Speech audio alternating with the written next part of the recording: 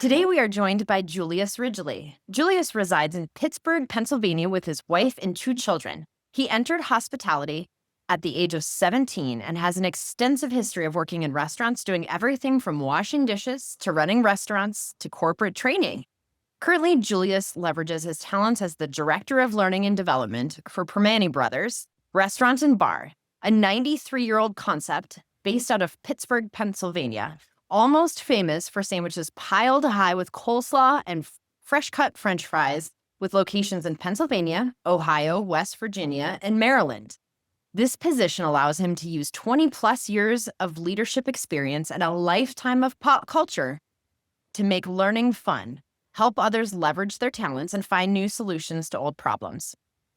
When he's not working, you'll probably find him with some sort of food, probably a sandwich, a good book, a game controller, or amateur Uber driving his kids around. Wow. Julius, welcome to Wise Tales. Thrilled to have you here. I am really excited to have this conversation today because I know you call yourself a restaurant Jedi, and I do want to hear a little bit more about where that came from.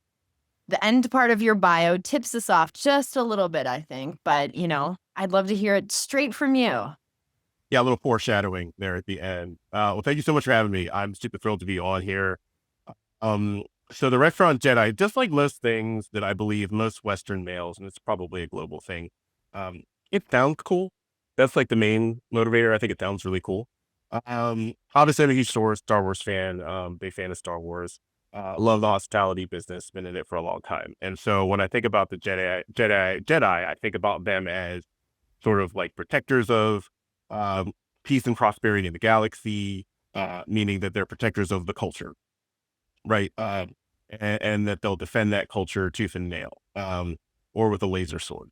So when I think about a restaurant Jedi, I like to think about it in that regard, right? Plus it sounds cooler, than Director of Learning and Development.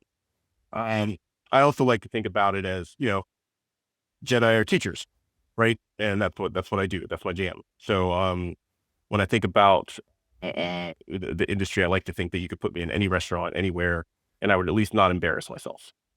Somebody shows me where the spatula is and how to ring things on the POS, whatever it is, I could do just about anything and be at least passable. So that's kind of where it comes from. I like to have fun with titles, and Restaurant Jedi sounds pretty cool. So that's what I got. Certainly memorable, if nothing else. Absolutely. So one of the things that I know was also shared in your bio is pop culture.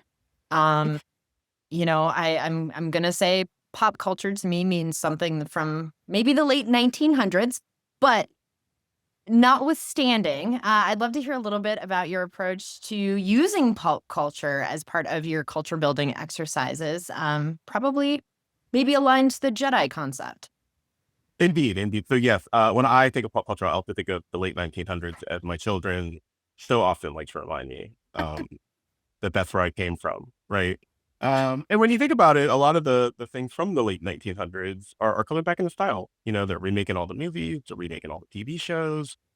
And so when we think about pop culture, obviously I guess an elder millennial is my official generational category. I guess if you break those down further, I'm a millennial, which means I grew up with technology, but it wasn't like the main part of my development. So I like to say I'm like a little bit of an analog and digital guy, like I'm a hybrid. And so, a lot of my formative years is spent watching movies, watching TV, playing video games. All of the advent of those things happened in my youth, right? And so that shaped it, sticks with you. And so, and I believe really when you think about it, I mean, look at the industries that are abounding in this country. The streaming industry does over $500 billion a year, right? Movies does $99 billion a year. Podcasts do $21.4 billion a year. People want to learn and people want to interact with information. They want to do it in a way that makes sense to them. And so pop culture is happening every day. And so the more we can tap into that and connect that with the things that we're trying to teach people, the more memorable the things are going to become. And that's really what the crux of the argument is, right? It's not just, we don't just teach people just to teach them. and then wash our hands of the situation. We want them to remember things. We want to change behaviors, right? We want to drive results.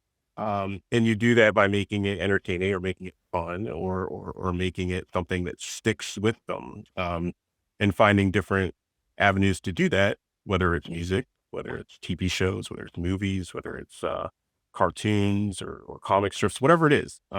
Everybody's into something. So you find that and you just keep hammering it until they get the idea. So, a question for you. Has this approach actually driven results in your organization? Do you see higher levels of engagement and learning outcomes as a result of using some of those pop culture activities? Yeah, absolutely. So, interestingly enough, when we look at our results from our learning management system, prior to my arrival in the Primanti verse, we were, learning was just something that you had to do, right? Um, and now obviously we do couple all of this pop culture and fun with, good solid reporting and accountability, right? Nothing's ever going to take the place of that. Like you gotta, follow up on people and make sure that they know that you're watching, right? And whether or Right. not they do the thing. But I think where it shows up for us is, when we look at our course rating, there's an option to rate every course that you take in our learning management system. And our course ratings are, 4.25 out of 5. And we have like over 200 courses in our catalog. So that's not a bad rate of stars, right? People get a 4.2 out of 5 stars. That's pretty good. And I think the biggest thing is the reaction that I get when I'm out in the field. So I spend a fair amount of time in our restaurants. Love talking to our operators, talking to our hourly team, learning from them, interacting with our guests. It's just always a lot of fun. But inevitably, someone finds out like my title, right? Because they'll look at me and they'll be like, "Oh, are you a corporate guy?" And almost like a challenge, uh, and usually when I tell them who I am, they'll say, "Oh, you're the guy that makes the learning." And then I'm like usually afraid, like I'm afraid like somebody's gonna pull a weapon or something, right? And they're like, "Man, I love like you literally took the worst part of our job and made it like awesome. Like I love the way you put these things together. Like I never know what you're gonna throw in there." And that's just like I don't ask them for that. I don't put them a 20. I don't send them money. Like this is just unsolicited feedback, and it's always like it's like an immediate natural reaction. They go from being like defensive because they find out like I'm a corporate person. I think I'm there to judge them or whatever it is. They immediately like switch gears and are like super animated and excited to talk to me about like the ridiculous thing that I put in one of the learnings that made them laugh. So um, we certainly see it in that regard as well. There's a little bit of excitement around learning versus it just being a chore or something that they have to do or something that they have to cross off a list. Um, I think it's always going to be that to a certain extent, but it's also coupled with like a genuine sort of excitement. You know, um, People get a kick out of like I'll throw shout outs in the learning, which is really funny. Like I like to use the Hunger Game gif where Katniss is saluting and the rest of District 12 is saluting her back or whatever it is.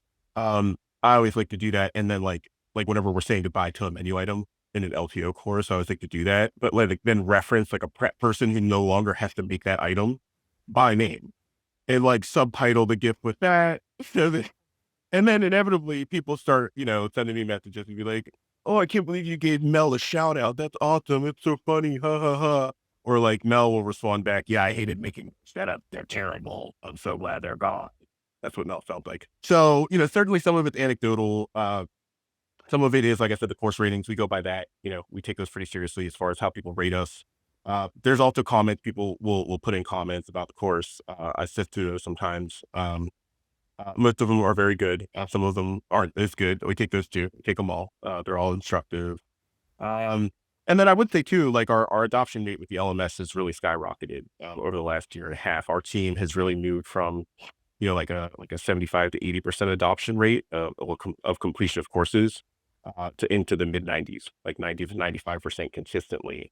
Um, and certainly some of that has to do with follow up, but a lot of it has to do with people being interested in the content.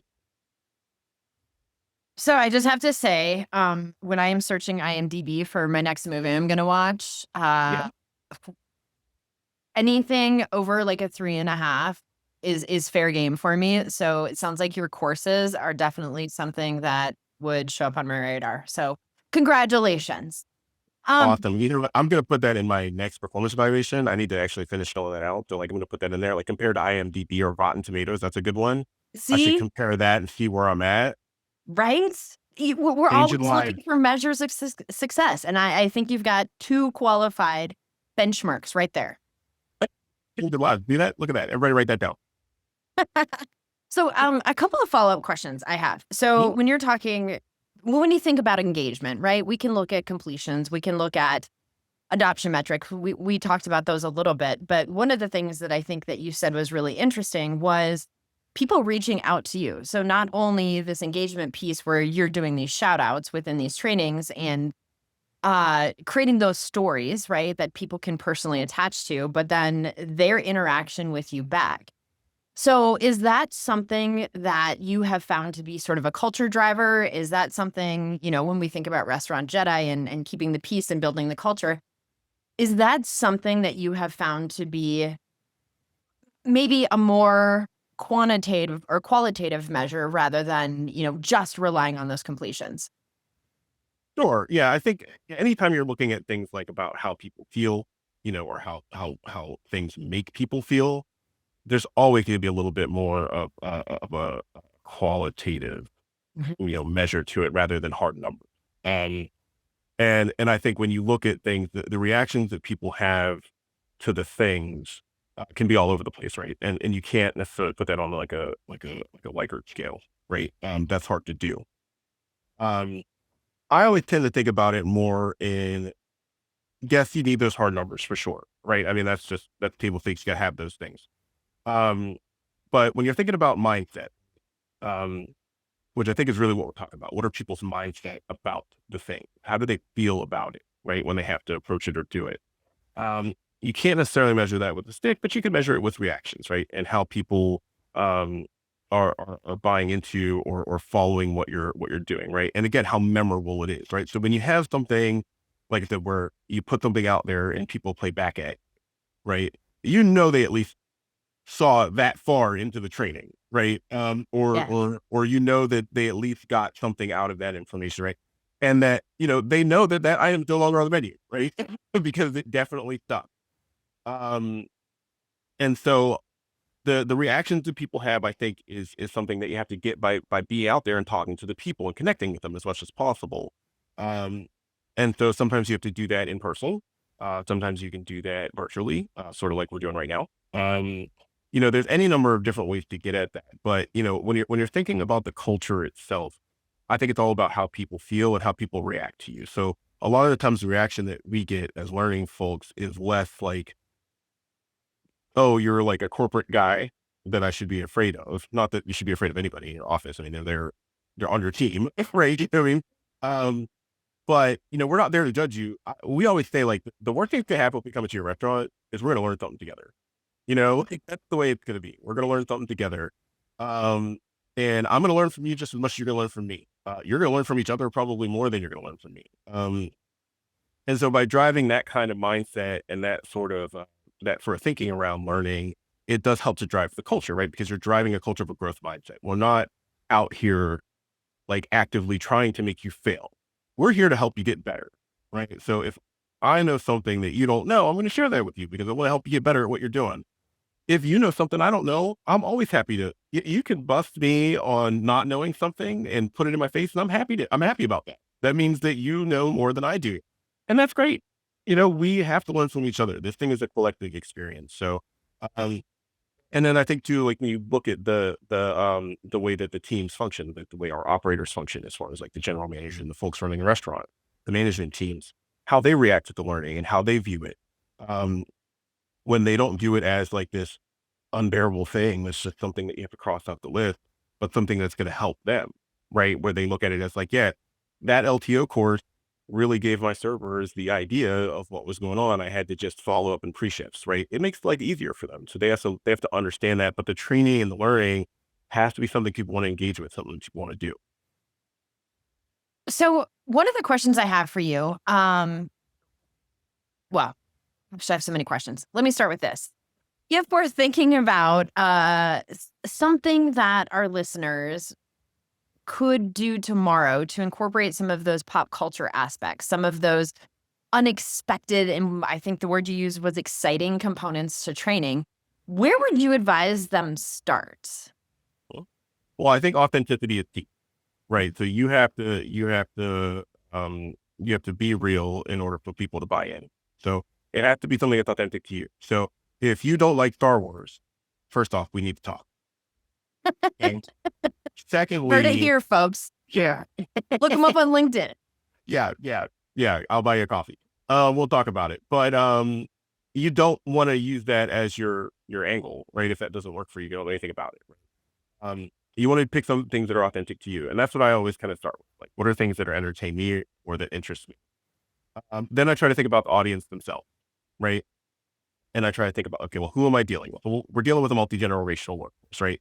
So I can't have everything that I'm putting out there from an edutainment or educational entertainment standpoint. I can't have it all be like, you know, whatever the weird language the kids have, the Skibbity Ohio raise that my kids are always talking about. That if they heard me say that, they would just be like, "Dad, shut up." Like I can't have it be all that, right? And I can't have it be all things that are things from like the '80s, right? Which is an era that I know intimately, right?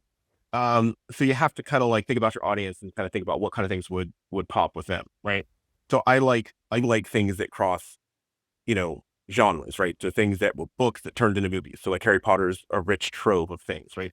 People like to decide what house that they're in, and you can have a conversation with people about that, right? Like, Pokemon, it's huge, right? So trying to figure out like what kind of Pokemon you're into is a big deal.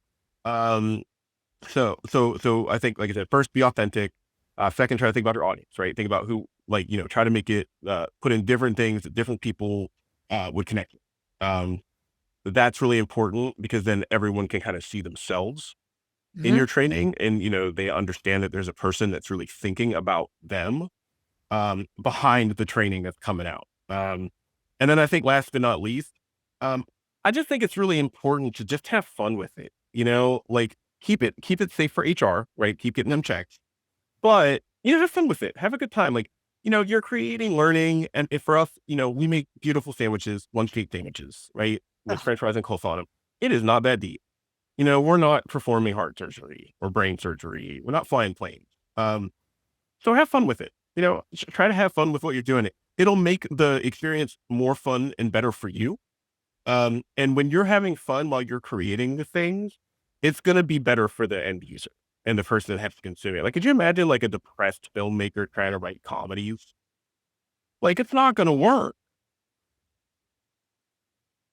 I I love that aspect of authenticity because I certainly, and when I make it out to Pittsburgh, I'm going to take you up on that coffee offer because I'm not a Star Wars person. And so I have so many things to show you, my friend.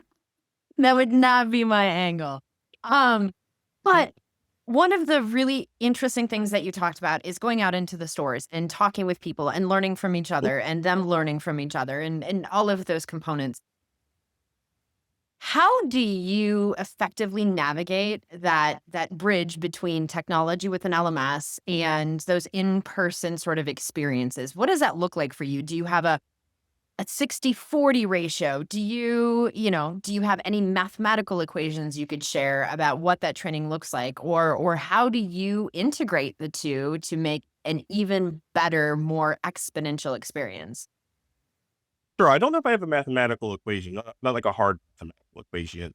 I always try to keep in mind, again, like who's the audience that I'm dealing with, right? So a lot of times we're creating things for restaurant operators. They're super busy. They don't work in an office, right? They're running around 100 miles an hour. They got a million things to take care of.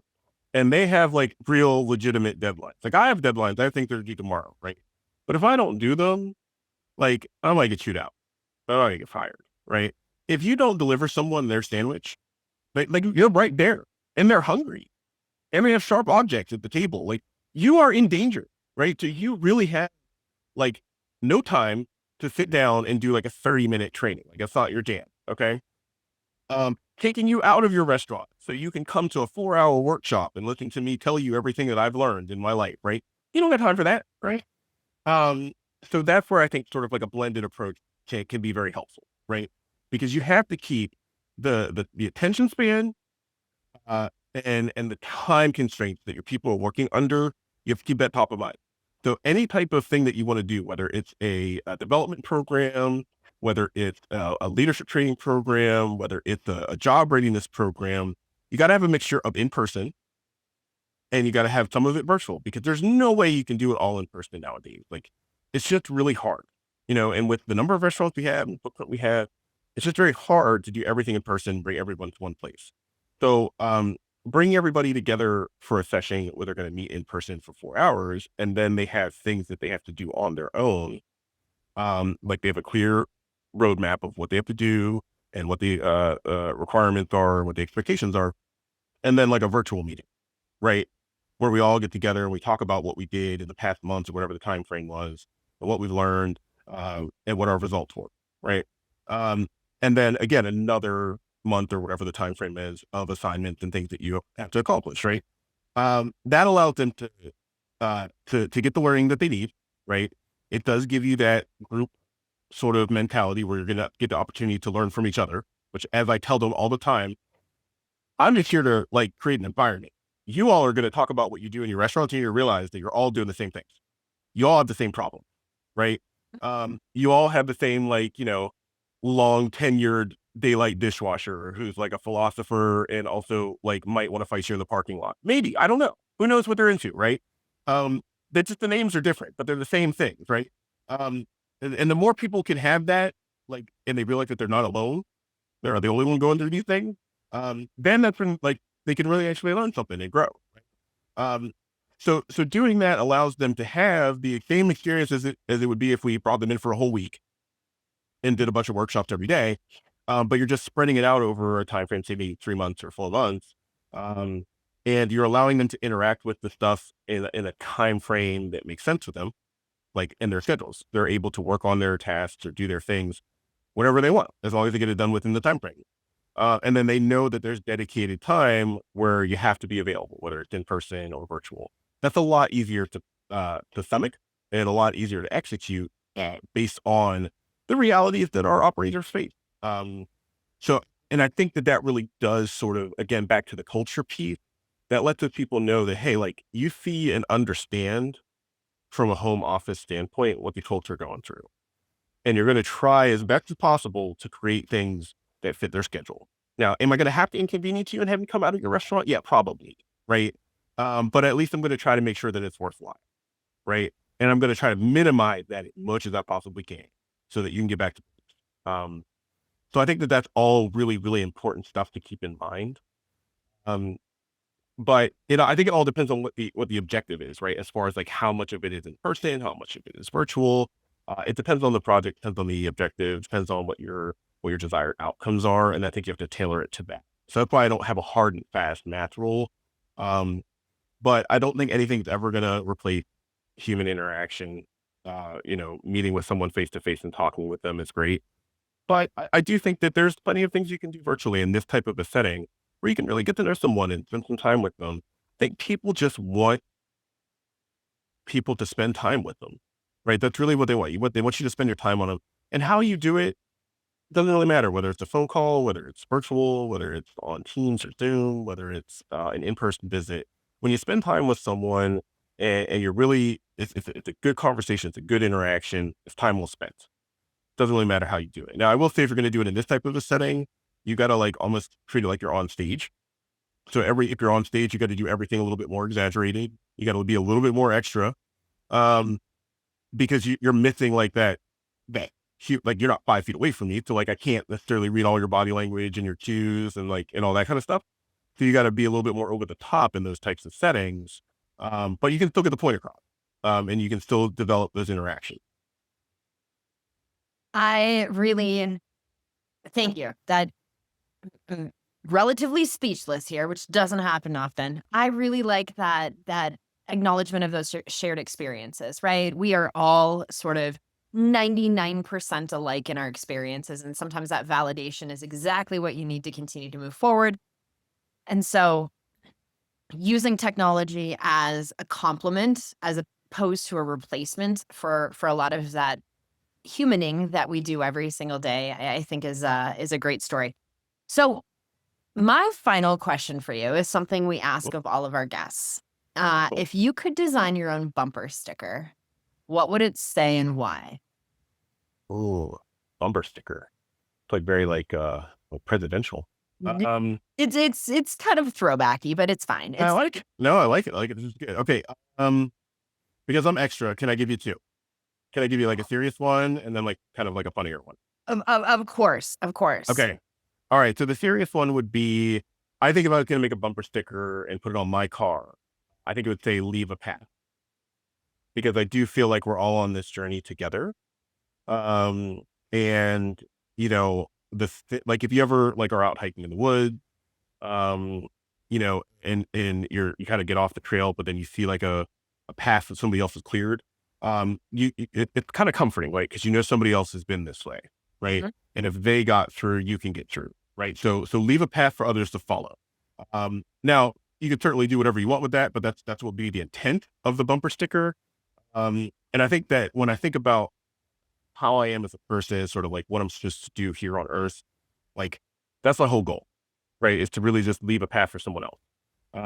So that if they can take something from my journey and it makes their journey easier, and then they can take things a little further, I think if there's a little bit more of that, the world be in good shape. So leave a path would be bumper sticker number one.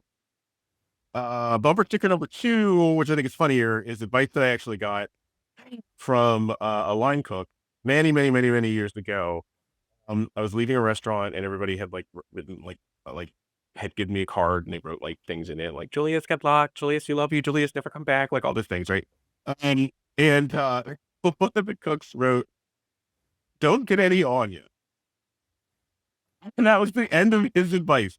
And I tell you what, I'm not kidding. That was probably, Lord help me, that was probably like 30 years ago. No, 25 years ago. It has to be about 25 years ago now.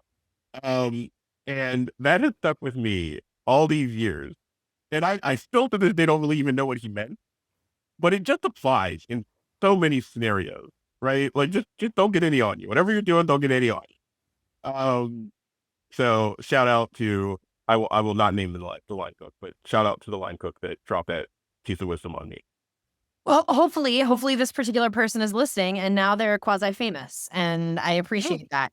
So to me, those two bumper stickers tie so well together. It's sort of your experience, right? Is don't get any on ya. And it's like, recognize you will, but try not to, and then leave a path. Like when you do get that stuff, people will learn not to sort of make those same mistakes. And so I thank you for sharing both of those, because I think they tell a really compelling story about who you are and what you wish to do in the world.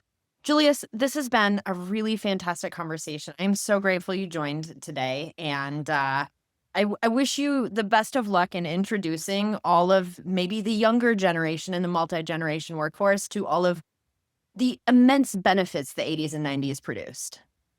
Indeed, it is a burden, but it is a burden I'm willing to bear. Um, and so, Leave yeah, that path. yeah, leave a pap, right, yeah. But thank you for having me. It's just always the podcast is great. Love listening to it. And really just a real treat to be a part of it. So thank you so much for the opportunity.